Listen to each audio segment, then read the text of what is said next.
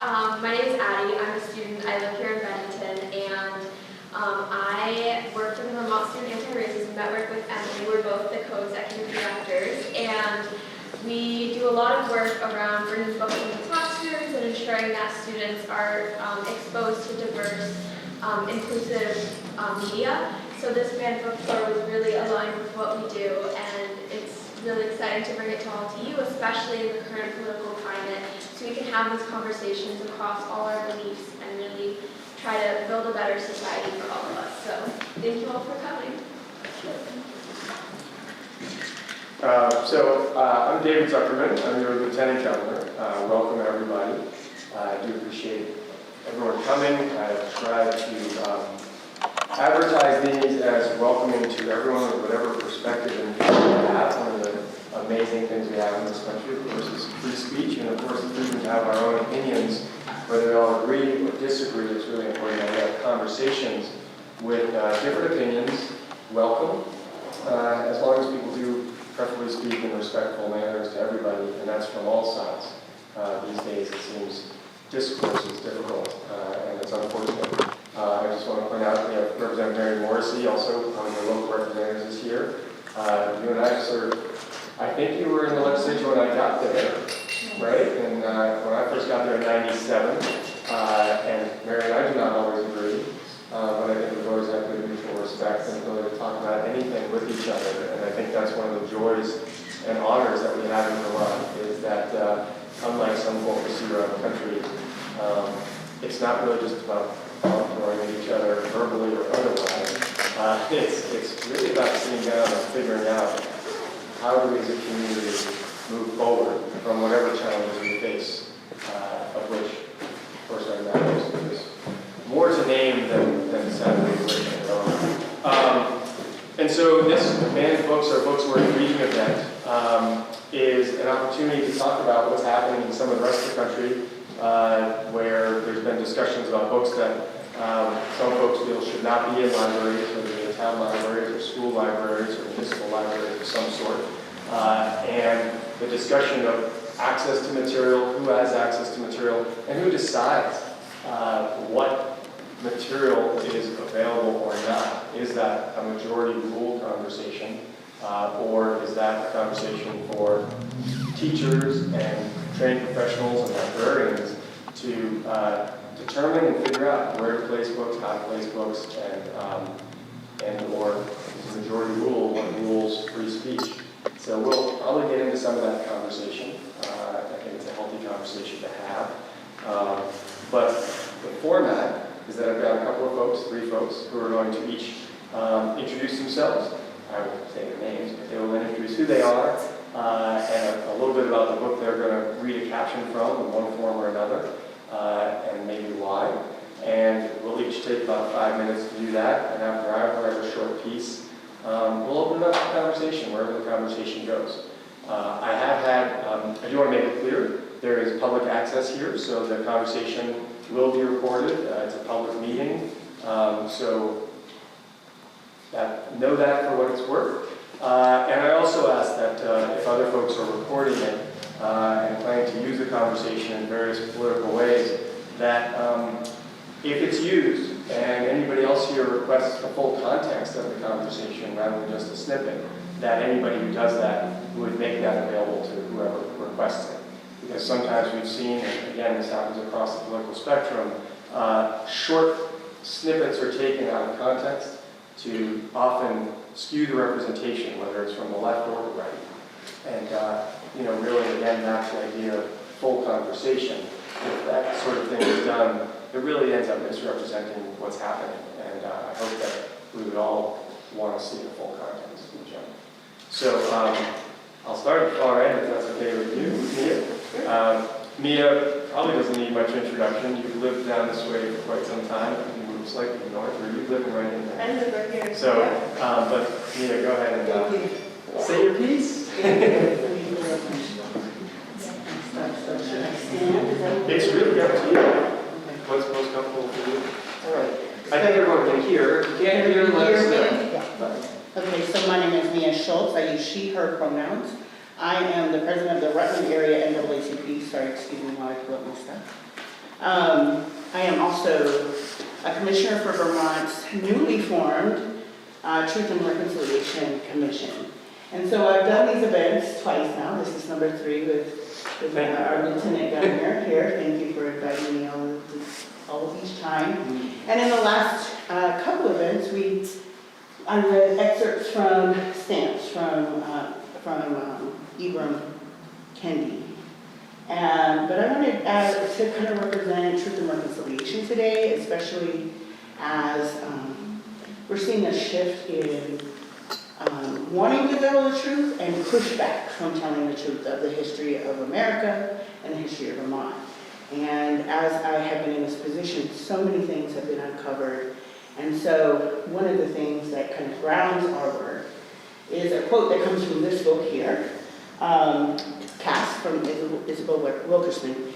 And I was surprised to see, well, not too surprised, that it was also one of the challenge books on a list of 10 banned books about African American or about American history and the truth about our history and slavery. So, and slavery and how it has implications on how we exist today. So I would like to read the excerpt that we kind of use to support our work at Truth and Reconciliation, but that I also agree with. I keep having to bring this up. See, I thought I was being all clever using my phone. So here we go.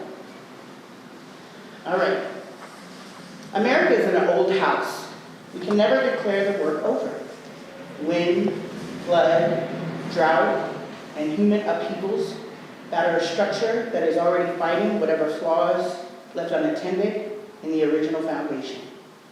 When you live in an old house, you may not want to go into the basement after a storm to see what the rains have brought. Choose not to look, however, at your own peril. The owner of an old house knows that whatever you are ignoring will never go away. Whatever is lurking will fester, whether you choose to look or not. Ignorance is no protection from the consequences of inaction. Whatever courage to face what you would rather not see.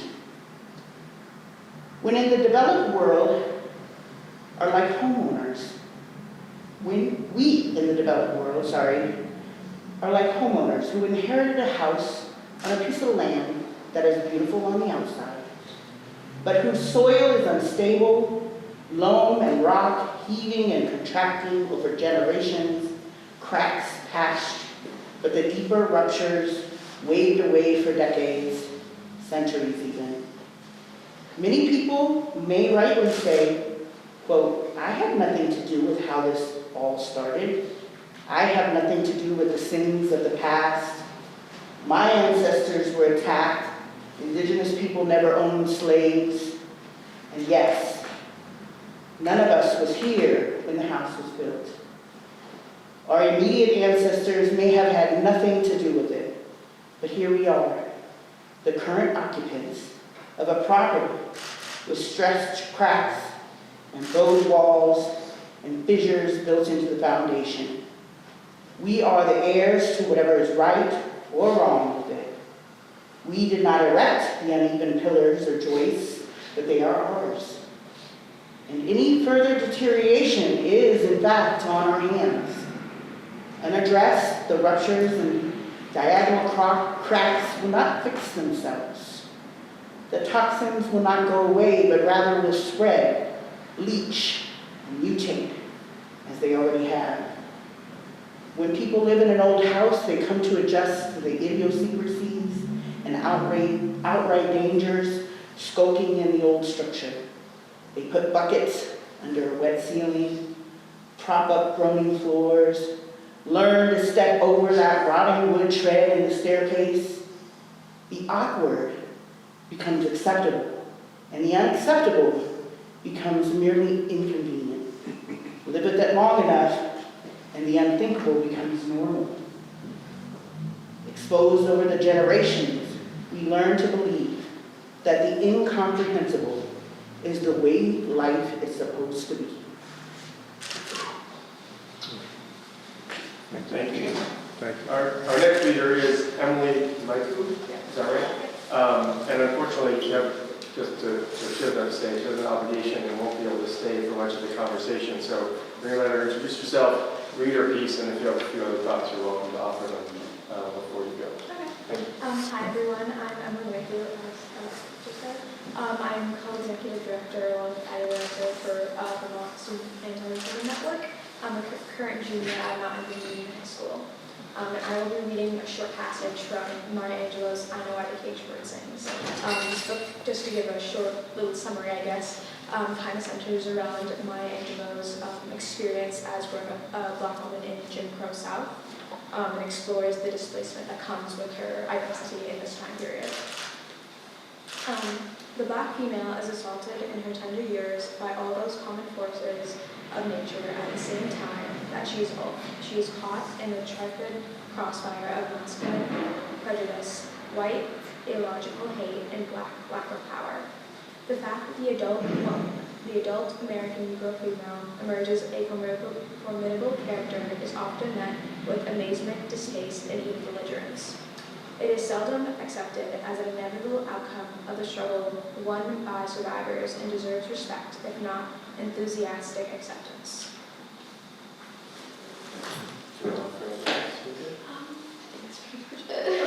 That's great. All right, our next speaker is Susan Frew, a local teacher. Thank you. And, There you go. say what you wish. Okay, I'm going to sit while I say this because I'm not as comfortable speaking as as these ladies are. I actually picked the book I have. I have Goodnight Moon, which wasn't the book I went to pick at the library. But when I got in there and I found out the history of it, and I have it at my house, it kind of brought the whole idea of banned books and people's opinions. I just thought it just represented it so well. So Goodnight Moon was written in 1947, and it was banned by the New York Public Library, the children's department, because the librarian said it was too simple. So her opinion kept it out of there until 1972. And then it actually went on the shelves, and then it got banned again in the early 2000s because they saw a picture on the back cover of the illustrator and he had a cigarette. And they said, well, the book is promoting smoking among children, so we can't have it on the shelf.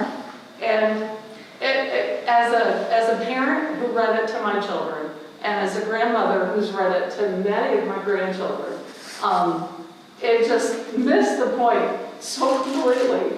But it also, in a way, represented what we're talking about today, is that it's a real simple concept. It's one person's opinion was able to keep this book from all of those children growing up in New York City and going to the public library and all of the enjoyment they would have gotten out of Goodnight Moon.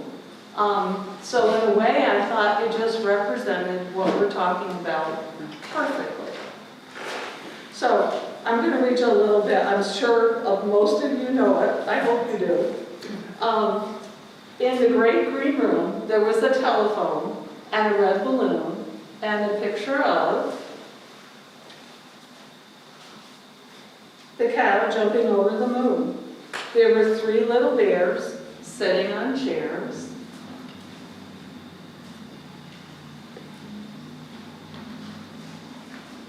And 2 little kittens and a pair of mittens and a little toy house and a young mouse.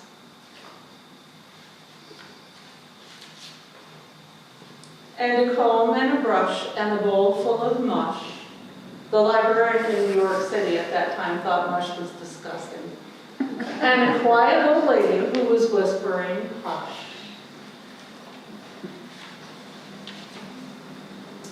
Good night, room.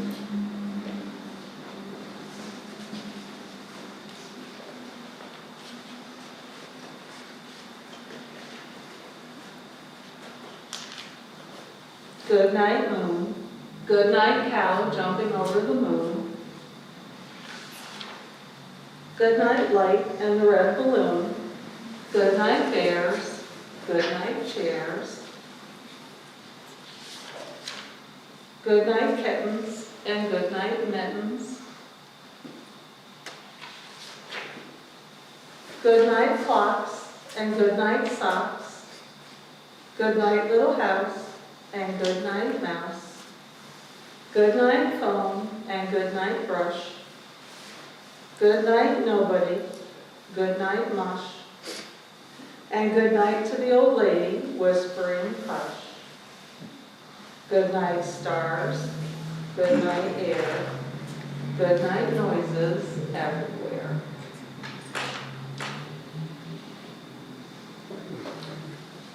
Thank you. I'm going to read a little bit from And Tango Makes Three.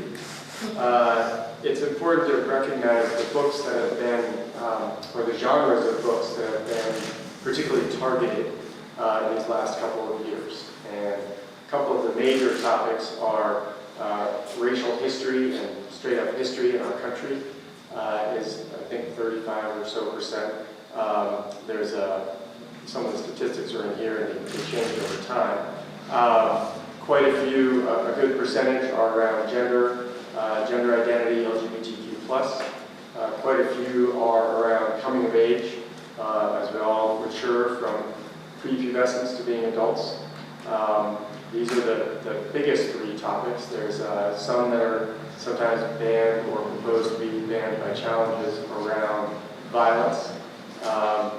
And in fact, some folks have started, and I think this was partly in a form of pushback to the banning efforts, but books such as the Bible have been challenged in some school districts in order to point out that if we want to take select passages from just about any book, someone could find something that might be objectionable in one way or another, and sort of bring up the issue of what is the context in a book around what someone might find offensive or not, or who does decide, and we'll get into that a little bit more, I imagine, in the conversation. So, And Tango Makes Three is a book that is about a real story in New York Zoo a number of years ago. And I will flip to the opening here. So, in the middle of New York City, there is a great big park called Central Park. And since I can see you with these, but I can't read these. Children love to play there. It has a toy boat pond where they can sail their boats. It has a carousel to ride on in the summer and an ice rink to skate on in the winter. Best of all, it has its very own zoo.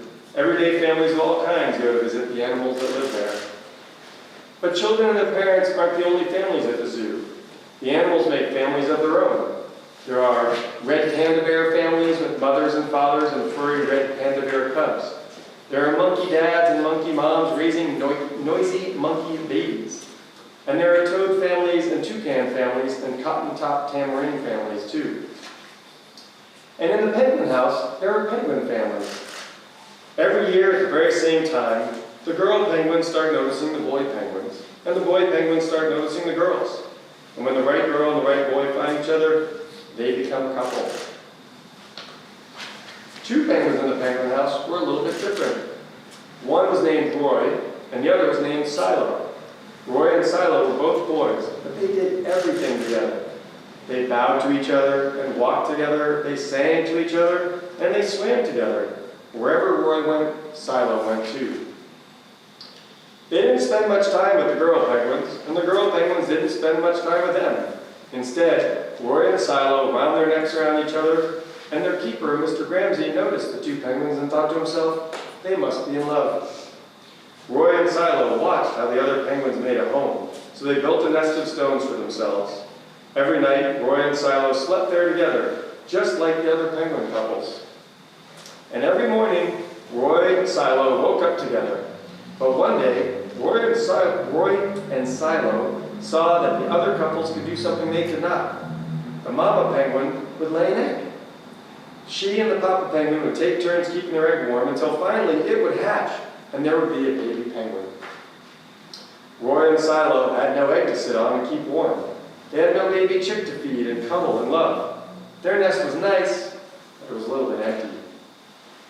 One day, Roy found something that looked like what the other penguins were hatching, and he brought it to their nest. It was only a rock. But Silo carefully sat on it, and sat, and sat. And when Silo got sleepy, he slept. And when Silo was done sleeping and sitting, he swam, and Roy sat. And one day, day after day, Silo and Roy sat on a rock. But nothing happened. Then Mr. Ramsey got an idea. He found an egg that needed to be cared for, and he brought it to Roy and Silo's nest. Roy and Silo knew just what to do. They moved the egg to the center of their nest. Every day they turned it so each side stayed warm. And some days Roy sat while Silo went for food, and other days it was Silo's turn to take care of the egg. They sat in the morning and they sat at night. They sat through lunchtime and swim time and supper. They sat at the beginning of the month, they sat at the end of the month, and they sat all of the days in between. Until one day they heard the sound coming from inside the egg. Peep, peep, peep, peep, it said. Roy and Silo called back, squawk, squawk. Peep, peep, answered the egg. And yes, I am your lieutenant governor. Suddenly, a tiny hole appeared in the egg shell, and then, crack! Out came their very own baby. She had fuzzy white feathers and a funny black beak. Now Roy and Silo are fathers. We'll call her Tango, Mr. Ramsey decided, because it takes two to make a tango. Roy and Silo taught Tango how to sing for them when she was hungry. They fed her food from their beaks. They snuggled her in their nest at night, and Tango was the very first penguin in the zoo to have two daddies. Here they are swimming, and soon Tango grew strong enough to leave the nest. Roy and Silo took her for a swim, just like all the other penguin families. And all the children who came to the zoo could see Tango and her two fathers playing in the penguin house with the other penguins. Hooray, Roy! Hooray, Silo! Welcome, Tango, they cheered. And at night, the three penguins returned to their nest. There they snuggled together, and, like all the other penguins in the penguin house, and all the other animals in the zoo, and all the families in the big city around them, they went to sleep. So, this book also has been challenged and banned. So, I'd love to open it up now to a general conversation, things you've heard from around the country, thoughts about these books or other books, whatever perspectives you have. Sure. I just have a question. Of course, I've read about the big bannings about the Bible and things like that make the news. Do we have an issue with this locally in Vermont? And Right. I just don't know. I haven't heard much about it. No, fair enough. And it's been a question that's come up at a number of these readings, and I always appreciate the question, because thankfully we have not had successful challenges in Vermont. We've had very few challenges. We have had people run for school boards in a number of towns around the state who have discussed the idea of banning or limiting books in their schools. So far, those folks have not won a majority. I don't know if they've won any seats. But we've also had conversations, certainly in a number of school districts, around issues of race and inequity in particular, but also some folks have raised concern about certain books around gender and identity that are in their school libraries, but none to the level of being banned yet. But it's been very disturbing for a lot of kids in some of the schools when their history or their identity is being, questioned as legitimate or not. And I don't know if others want to offer. I know you've got probably some experience and reflections on this from some places. I'm going to say that we've seen, at least not that I've heard, like I said, except for in a few places, there's been discussion about what books are in libraries. More we hear about what curriculum and what books are being taught within the classroom. And so there's a lot of conversation around that and what should and should not be taught in the classroom. And especially as we are kind of awakening and learning that, that there are all kinds of contributions from and representation missing from our curriculum, and how we want to broaden it. There's been several laws, including Act 1, where we're talking about standards, including, and that includes inclusion in the curriculum and standards. And so that's where I see the most pushback is within the school system and what's being taught in the classroom. I'm so sorry. I'm meeting a couple of you for the first time. I've spoken to you by phone, Lieutenant Governor. I've spoken to you via, I'm Tori Rich from the Banner. Unfortunately, I have to head out, so I was wondering, could I get the spelling of your name, ma'am? I didn't hear it. Yes, it's Susan Prue, Prue. Okay, thank you. And I just want to say, I think I've met many of you, but I'm Tori Rich, your editor of the Banner, and I can't say enough. I wanted to make sure I was here at least for a second. I have two people with family issues right now, and two people are off today, so I have to go get the rest of my paper out. But thank you, everyone, for what you're doing. Thank you, Lieutenant Governor. If you want to follow up, feel free, and I hope everybody. Oh, yeah, thank you very much. But thank you, everyone, for being here. You bet. Sir? I just had one question. We talked about banned books. Who actually puts the books on the list for the students to read? Who makes those? Well, generally, certainly in libraries in the schools or in the public libraries, the librarians are the ones that filter through gazillions of books to decide what's in their circulation. And sometimes they converse with other librarians about what books, are frequently taken out in the neighboring town or whatnot to make sure they've got the types of materials that people are looking for. And they filter through lots and lots of books. They don't necessarily read them all, but they do research, and sometimes they're told about a book that maybe it was in this section and maybe ought to be in a different section. They tend to move them. In schools, typically, teachers have a curriculum that they need to teach, but they're not necessarily told exactly which book to use for the curriculum that they are teaching in whatever respective grade it might be.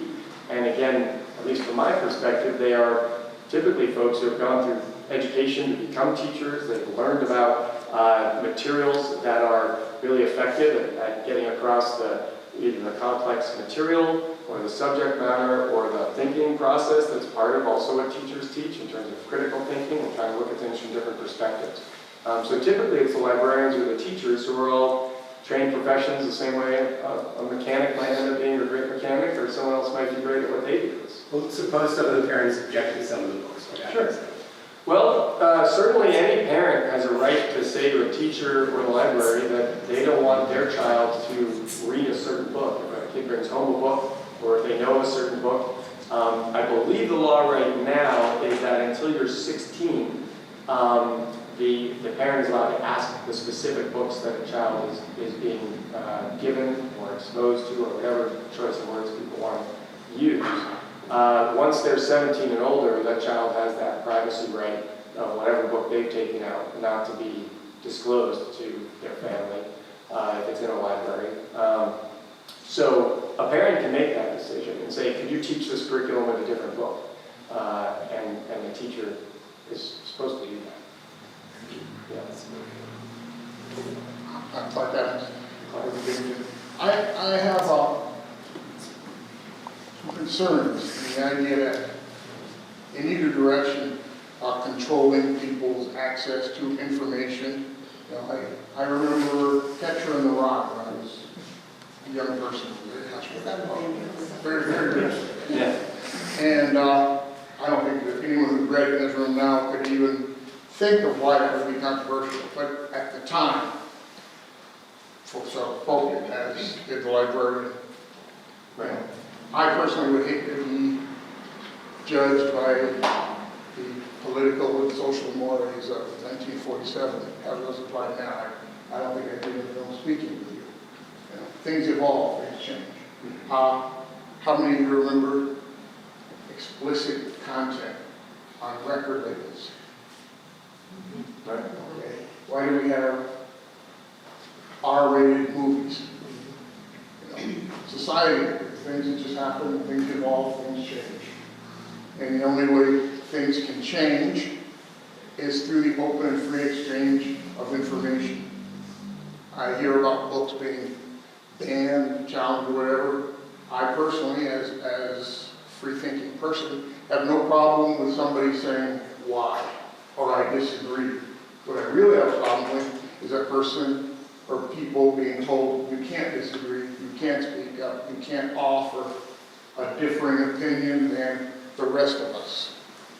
And I truly believe the best way to solve a lot of these problems or concerns is to respect the fact that we're all thinking individuals with different experiences in life and respect that. And when you, no matter what end of the spectrum you may be at, when you lose the ability to respect and accept that other people may have a different view or experience, that, in my opinion, invalidates you. And, you know, the name calling and finger pointing and all of this kind of stuff, I don't think is productive. I think we, as free-minded, free-thinking people, should just step down and say, that person has a different opinion. They're welcome to express it. They're not welcome to impose it on me. But I'm as free to express my opinion to them as they are to me, and we have to accept that. And I just think a lot of this is just that, folks.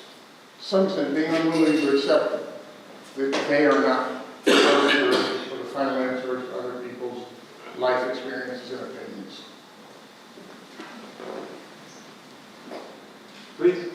So, my wife Nina and I opened this store 24 years ago or so, and one of the first things we did in our first couple of years was start a banned book event and exhibit, and we had a bunch of people come in from the community and read banned books, and we had a display up for, gosh, like at least a dozen years. And I felt very passionately about the free exchange of ideas and access to information, and I still do. But I think sometimes it can be a slippery slope. Let me just throw out a what if, or an example. Should we have books about flat earth in our high schools or our public libraries? Now, the Lieutenant Governor brought up a point that librarians, being professionals, they often move things from one section to another. That might be in fiction, might be in another category. But I believe in not banning books. At the same time, is there a line anywhere? All right. I have an answer, or a thought, but I want to hear it. Well, so I've been asked, for instance, directly, do I think the mouse should be available? Or Mein Kampf, or a number of other pieces that are full of a lot of material that I don't agree with in terms of how society should be, how we should treat each other, and so forth. Or with the Flat Earth book. As a piece of material in an academic arena, I think it's critically important that we learn what people once thought, because that also shows us how, as we learn more, we realize that what was once the norm, we've learned later, much as I think the House references, or your references as well, were norms of the time that maybe we've learned as we've come to understand the complexity and the diversity of all the richness that we have, that there isn't or shouldn't necessarily be a caste system. In my opinion, that's whether it's by race, whether it's by genetic lineage of some sort, whether it's financial, because we have that too in society, where folks look at others with different views on their value to society because of how they dress, or might be able to afford to dress, or where they live, or which part of town they live in, and that starts to be an economic caste system. So I think really, one of the questions I sometimes ask in response is, what happens when the dominant majority opinion on what should be banned is something that might actually be something that you wonder about. So a lot of the bannings, and it's not solely from the quote right, and I put things in quotes because I want to make sure folks recognize there's people with a lot of different perspectives on a lot of these things, and I think all opinions should be welcome, as you spoke of, and I tried to open with as well.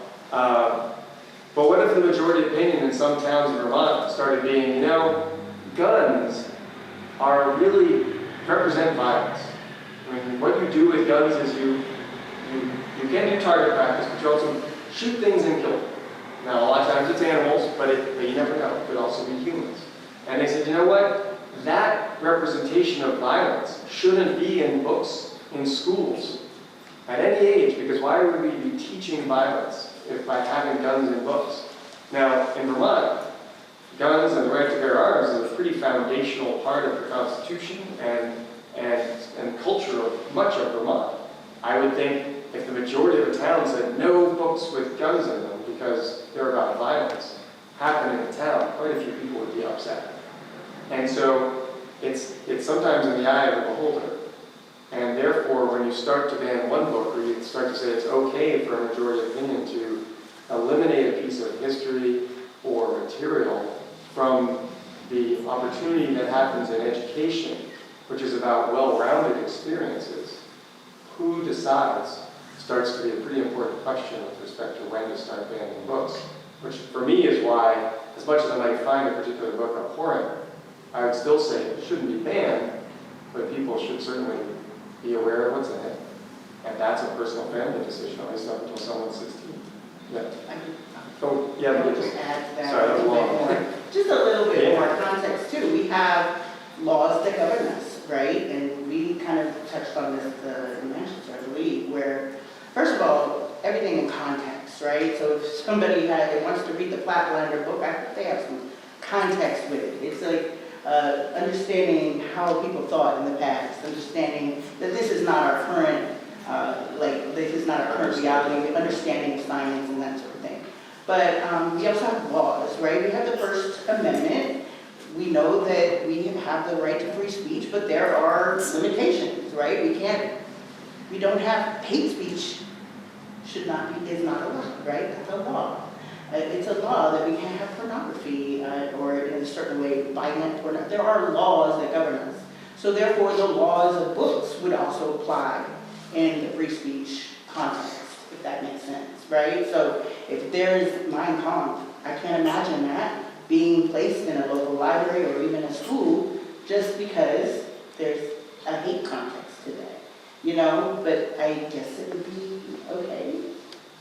And we may disagree. We may disagree, but there's hate in that, right? And so we have to ensure that hate has there's context to all of the things that are happening.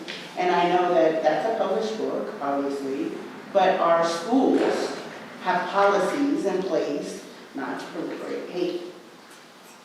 And that is clearly hate. So we wouldn't find Mein Kampf necessarily in our schools. He did have his hand up, and then we'll come right to you. Thanks for touching on the gun part. I was just sitting here thinking about my grandkids and everybody else's grandkids and kids and how much time young children are spending watching really violent video games on their screens, practically daily. And I don't hear a lot of noise about that. The promotion of violence for young kids appears to be completely acceptable to those who want to ban books, but some book like Tango gets everybody all jacked up. There's a quote that's been floating around recently by a man named John Rosenthal, who I don't know, but it's a great quote, and I'm going to read it if I may. Those who seek to ban books are never on the right side of history, ever. I don't know if you care to speak with the gun issue. I mean, you just did. It just seems to me to be so patently hypocritical that we are worried about someone's sexual preference for penguins in a book, but there's not a comparable outrage to what's being promoted and sold to young kids when it comes to violence. I think I wonder what kind of world I'm living in every once in a while. I'm getting kind of old. I think that it's a huge concern, especially for educators. The amount of time you try so hard all day long to open children's minds and give them what they need, and then they're going home and playing Mortal Kombat for 6 hours straight. 6 hours, you know. But I think our world is evolving, and I think a lot of what Mia said, if this is all a work in progress. When I started teaching, the things I taught are so different from where 30 years when I retired. And now I've been retired a little while, and my colleagues but I think it's important to keep bringing, I think about teaching Christopher Columbus, because the state mandated that we had to teach holidays or we'd be in trouble. And back when we taught about Columbus and I started, we were making the little paper boats and we were sailing, and by the time I ended, I was like, we're gonna talk about how I learned this, and then we're gonna talk about what we know about Columbus now, and gave the kids so much more information. And I think video games, we've only started to crack that, but we need to work on it. So I wish people that spent all their time doing this would start working on video games. I really do. I'm Shirley. I'm concerned more about, or kind of a spin-off of banning books, is just kind of erasing some history. I get concerned about pulling down Confederate statues. I get concerned about renaming military bases because they were named after prominent Confederate soldiers, because there's something to learn in that. I mean, the reason perhaps they were erected was the one thing, but it's a learning opportunity now, you know, to talk to the public about, okay, this was named this because of that, but put it in the context of today. You know, tearing them down and making them disappear is very concerning to me. You talk about banning Mein Kampf. Put it out there, let people read it, and then No, I'm just saying, like, maybe there's a time and a place and context for it, yes. right? So that's not about, That's not one person that's speaking. not about banning Mein Kampf. It's about a context in terms of what we know about it today, how it has evolved into hate, and in terms of, or hasn't evolved, it's always been that way, but in terms of, I know you're trying to. I know, well, I got you. Fair. I got you. I'll just be quick. In terms of the statues and the other things that you were referring to, there's so many people that have been invisibilized for 400-600 years that haven't had the prominence, and we've had that history. And so, as our teacher here has said, things have evolved. So as our understanding of history and those people in history and how they have three-dimensional lives, just like we did. They had three-dimensional, they were people of their time, doing things of their time, and this is not a erasure of them. This is a promotion of people who have not been heard before. It is an erasure of them. Well, did you have more thought, because you did, so I do want to offer something on that as well, and the one in the back also, I was trying to, but I'll get back to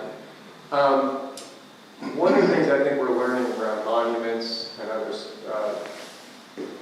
talismans, for lack of a better term, typically monuments are about holding up something as a great thing. Taking them down doesn't necessarily mean they have to be erased. But in my opinion, if they're taken down or a base is renamed, I think it would be great to have a plaque there saying this once was named this. And here is why we changed it. Because we've learned over time that holding pieces of people or pieces of history up on a pedestal, when we've realized and learned over time that maybe that pedestal or that system of thinking was contrary to an egalitarian mindset, that we don't look at one group of people differently from another. It can be an educational thing, but I don't think it has to stand to remain an education. It doesn't have to be either or. The woman back there, and then he hasn't spoken yet, but then I'll come to you. Oh, sorry, I missed you. Go ahead. Yeah, I was just going to respond, Germany does not have statues up of prominent Nazis, and I think this is completely comparable.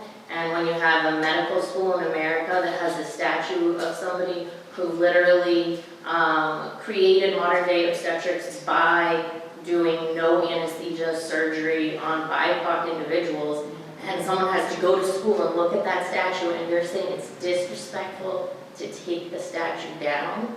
It's as offensive as saying it's disrespectful that we don't have Nazi statues. That's Planning. And I'll get to Asher. Yeah, I didn't realize that we were going to get to the question of statues, but it's interesting that we did. I think folks should understand historically that all of those statues in the South commemorating Confederate generals were not put up during the war. They were not put up during that time period. They were put up during Jim Crow in an attempt to pacify and to exploit the black population in the South. So those are not great historic, cultural icons. If they should be retained anywhere, they should be in a museum of criminals or a museum of insurrectionists. And we have many contemporary people who will find a place there as well when that museum is built. So you're starting Asher. A couple of things popping on. You mentioned hate speech.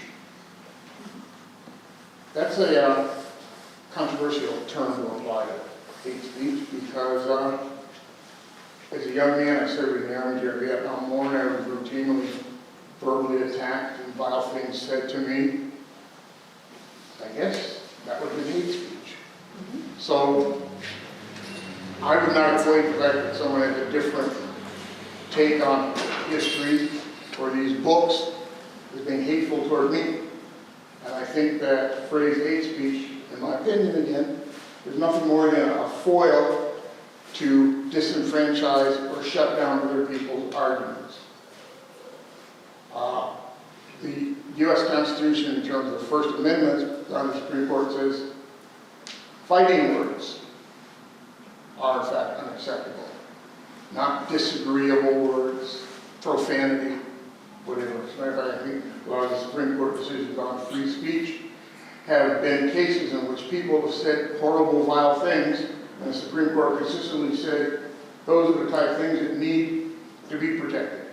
People can express their opinions and views, and because they're considered contrary or unpleasant, that really doesn't matter. They have a right to be contrary and unpleasant. They do not have a right to advocate violence toward other individuals or provoke violence. So I think you conflating those two together is an error.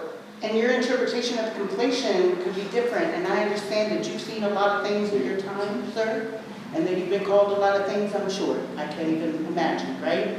And I would also say that so has my family and everybody around me, right? We have spoken about that. And I remember that sometimes that hate speech actually did turn into violence.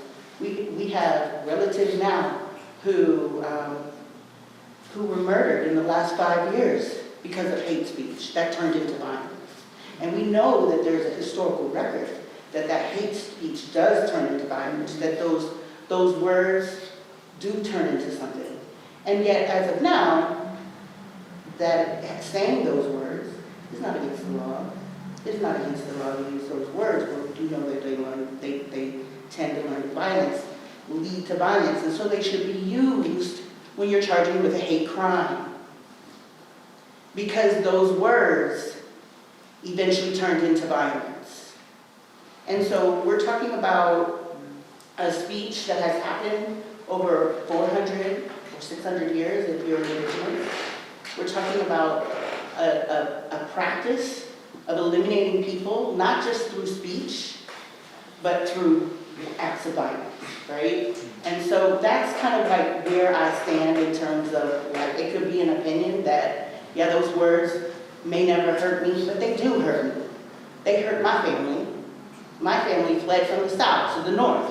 The reason that my family has any kind of imprint in the north is because they were fleeing the hate speech that led to violence. They were getting ready to be lynched, right?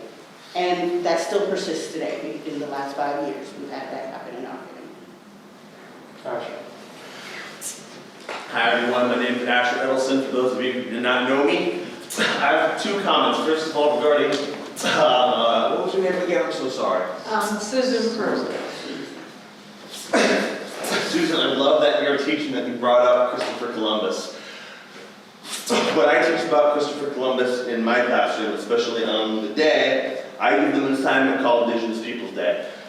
And what we do is we review different peoples who were academically theorized to have possibly discovered the Americas before Columbus, as well as mentioning the Vikings too, and the indigenous Americans who naturally were in the Americas before Columbus. So I just wanted to bring that up as an interesting link, showing you what some of the teachers nowadays are doing. That's great. That's really good. Thank you. Within the context of our time, which brings me to context. I wonder for certain works, especially in schools, also public libraries, works like Mein Kampf, works that are filled with maybe pornography or something to that effect. If libraries with the correct type of infrastructure could have sections that are closed off to the majority of the public, but, you know, in the case of a school, you have certain books that only upperclassmen can read, and before they read, you know, they have to understand the context of this book is, you know, A, B, and C. I wonder if that has been explored, or if that is something that any of you have thoughts on. Again, it's the context of the book, if there's a way to get libraries to formulate sections that have that context to better, I guess, protect certain people. I guess my thought is, I am very passionate about books. And I look at books in our history and in our context, and I just can't, and this is just me. I think I would like to have books available for people to talk about, and I love that you're doing what you're doing, that we can talk about it. I think it's so important. I really do. I don't want anybody saying, no, you can't read that. I think, thinking back to myself as a teenager, that would make me sneak in there and get that book, you know? Yeah. I just think it's important to have them out in the open and talk about them and say, oh my God, this is so inappropriate now, this is where we were then. I guess that, but that's just me. That's just me. And a lot of school libraries do have sort of age sections, toddlers or preschool versus, you know, young adult. It's always often a young adult section, which is probably, I would think, like 8th grade, 7th grade and up. Each school and librarian is different, exactly where that cut was going to be, because it's a continuum, right? I don't know that any one of us knows the exact age where a book becomes appropriate or inappropriate, because we all develop both physically and mentally at different rates. But it's generalized topic arenas, and I think those are often done in many schools. I saw someone else.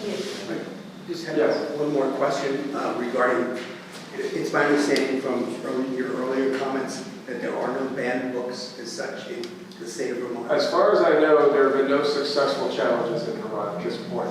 And part of and I didn't introduce myself with this, it's been a couple months since I've done one of these between the holidays and the beginning of the session. But this idea came to me last winter about this time, when this topic was really big in the news. It was part of presidential aspirations, which have now dwindled, of course, out of Florida, but also topics in Texas, but also communities across the country. I've heard Ohio, Pennsylvania, different communities all across the country. And there really at that time was nobody that I saw statewide saying, what is this really about? What is this conversation about? What does banning books mean on a bigger scale? And even the discussion of banning books and controlling thought, as you said. You know, you start banning books, you're controlling thought. You're limiting access to information, not you, I mean you. One, right. But I realized I said the word you, and anybody could think I was talking about any of you in the room. One, controlling thought is the first steps towards authoritarianism.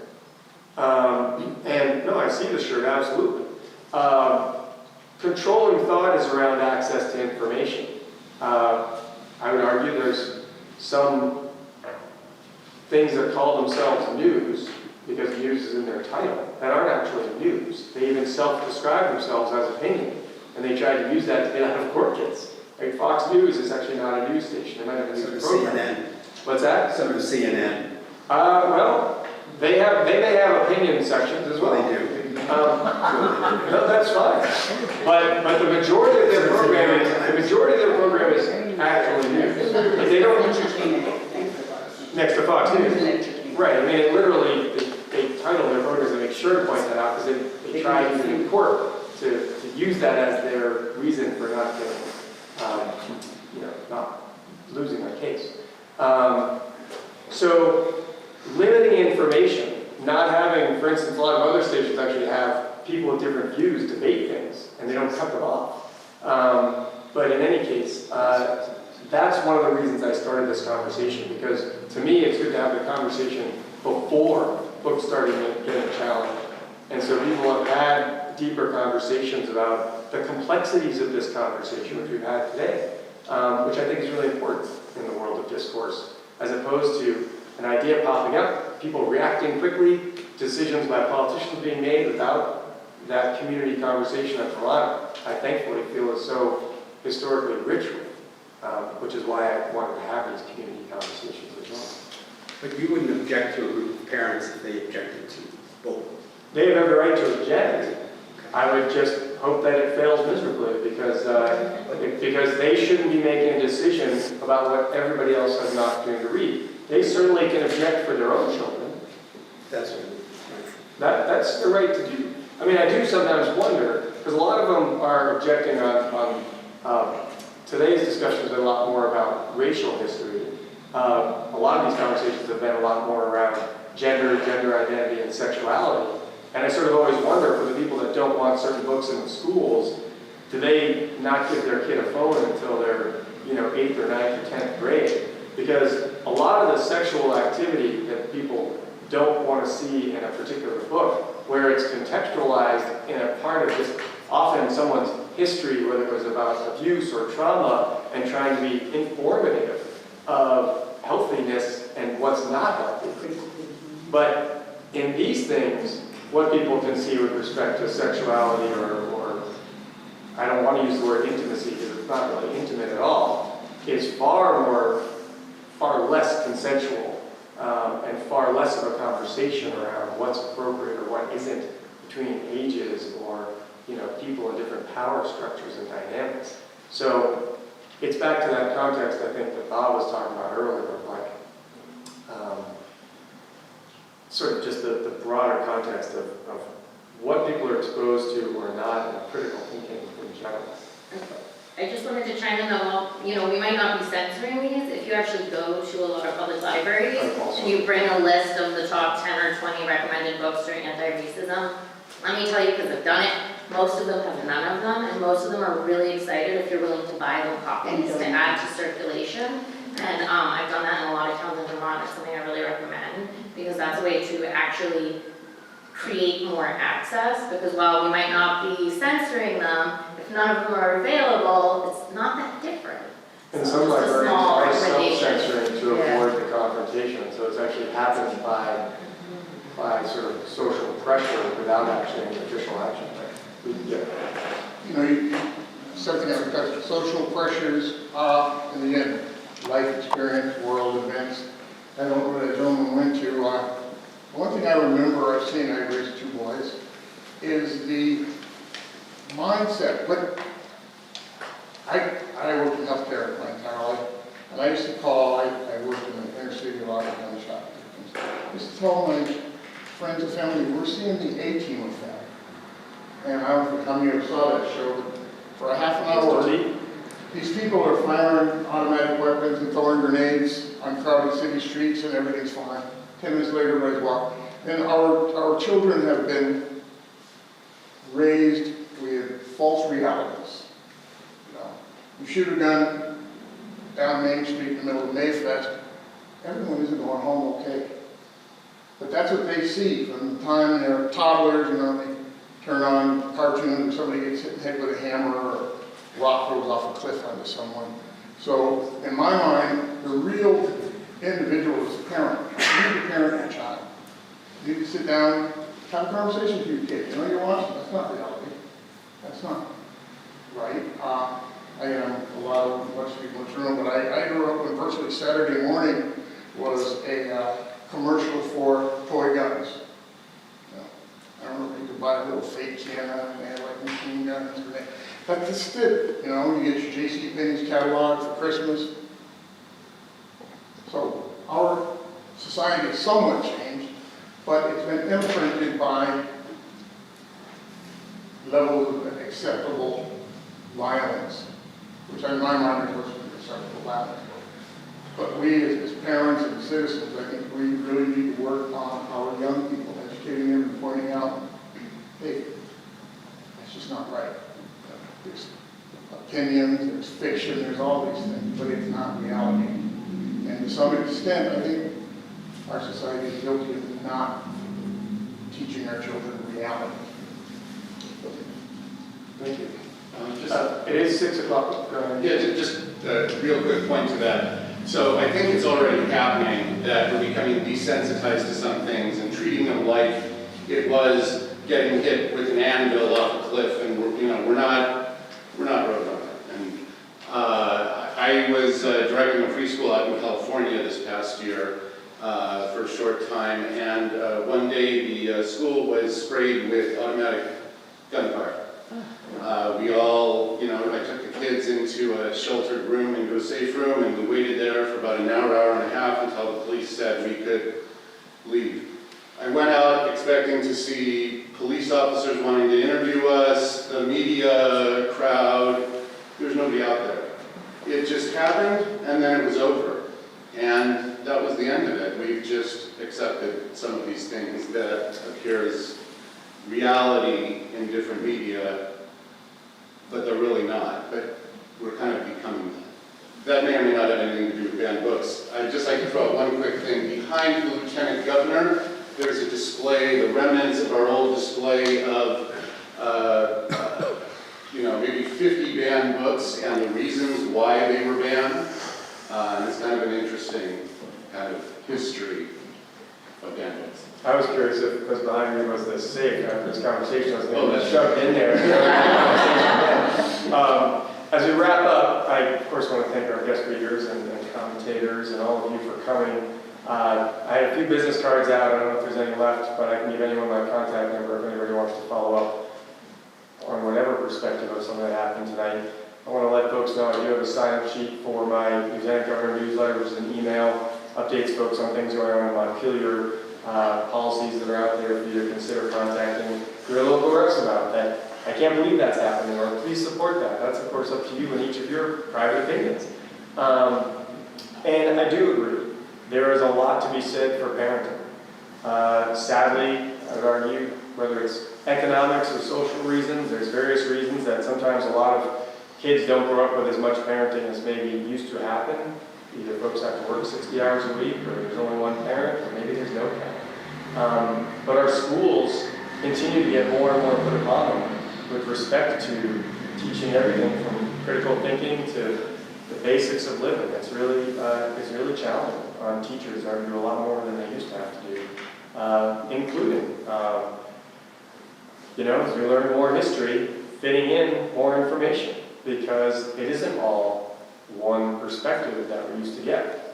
I feel pretty lucky. My high school textbook back in the 80s was Howard Zinn, A People's History. So it gave a little different perspective from white men did everything right and everybody else didn't really quite exist, which is the historical version of a lot of textbooks. It doesn't, I'm being a bit hyperbole. Yes, I think so. But if you look at those books, the relative diversity that was in those books was pretty minuscule in most textbooks.